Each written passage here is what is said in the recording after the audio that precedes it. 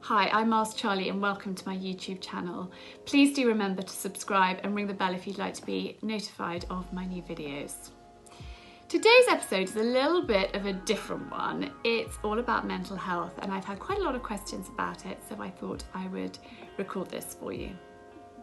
So my journey with mental health problems started when I was about 11 actually. I, on the outside, I think had what looked like an incredibly privileged, wonderful childhood, and to a certain extent I really did, and it was amazing. I had an incredible mother, not such an easy father, but a really incredible mother, but I don't know exactly, but we think she had bipolar or paranoid schizophrenia, so she had episodes when she was really not herself, and when I was little they were few and far between, but when I got older they became more frequent and really quite difficult to work out what was the real her and what was her not being herself.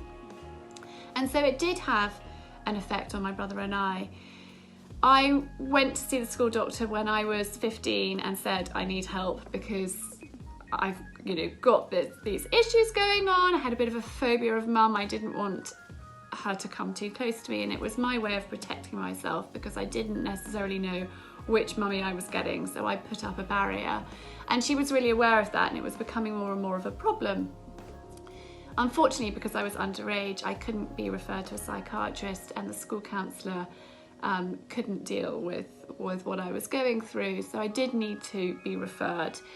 But the psychiatrist that I was referred to was a man, and actually it was not for me at all. He asked all sorts of inappropriate questions. So I went to see a lady and she said, by that stage I was 16, she said, leave home, which again was not very helpful. So my views on therapists, psychiatrists, you name it, were really negative. And so it wasn't something I addressed till years later.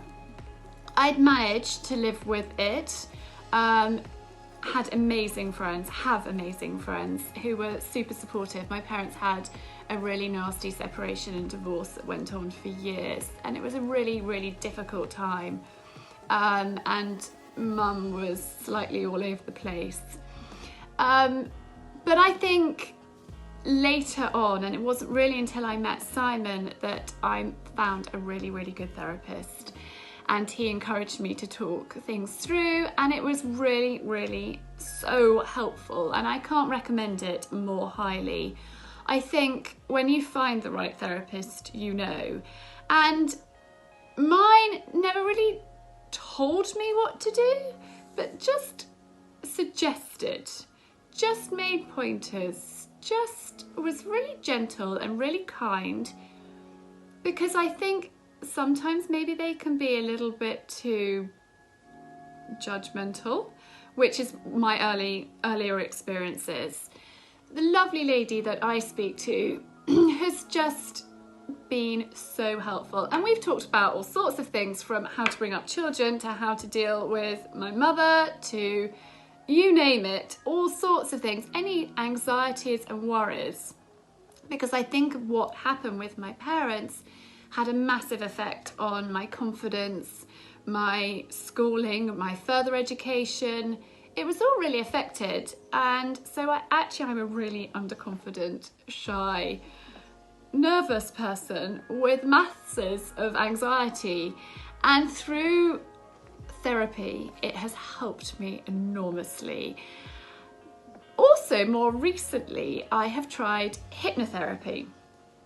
And I was a little bit skeptical, but I noticed that, and this is something actually that I want to chat to you about first, whenever I felt the anxiety reaching a level of becoming too much, slightly, not sleeping or not eating brilliantly, I have said, help. Whether that's chat to a friend, whether that's chat to Simon, whether that's a session with a therapist, I know that point where I just need to chat something through.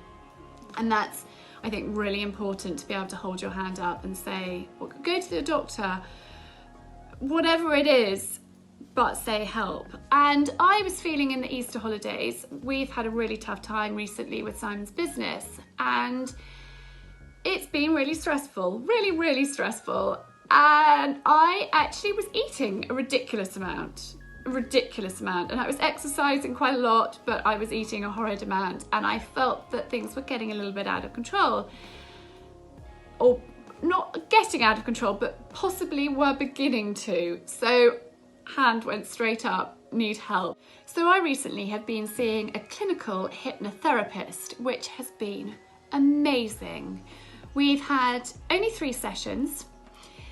We've talked a lot about how the brain works, the 2 different sides of it, the primitive mind and the intellectual mind, and how it works. But I also listen to a recording that she has made every night when I go to sleep, and my sleep has been so much better. I've had a lot more energy because I've had a good night's sleep. I have actually a couple of times leapt out of bed feeling really great, and it's just helped me. No, I was eating because I was stressed. I was using sugar, which I do have a tendency to do, but it just made me deal with it without getting stressed about it.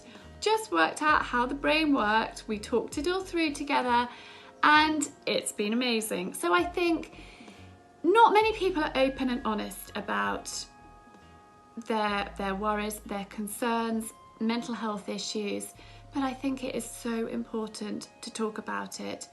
I have seen so much, from suicides to you name it, awful mental health issues being sectioned, not me personally, but friends, family, all sorts, and it's not discussed.